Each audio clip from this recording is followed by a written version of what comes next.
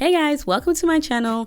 In this video, I will share with you how I make this fresh, simple, and delicious cucumber salad. All you need for this salad is vinegar, salt, olive oil, lemon, dill, and cucumber.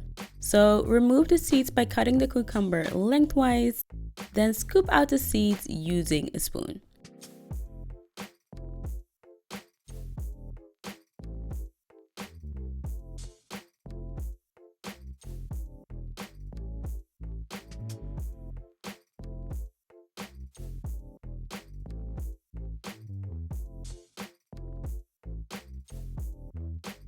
Proceed with slicing the cucumber and set it aside.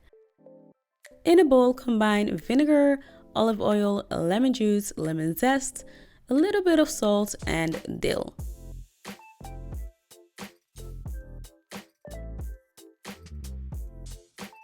Mix it.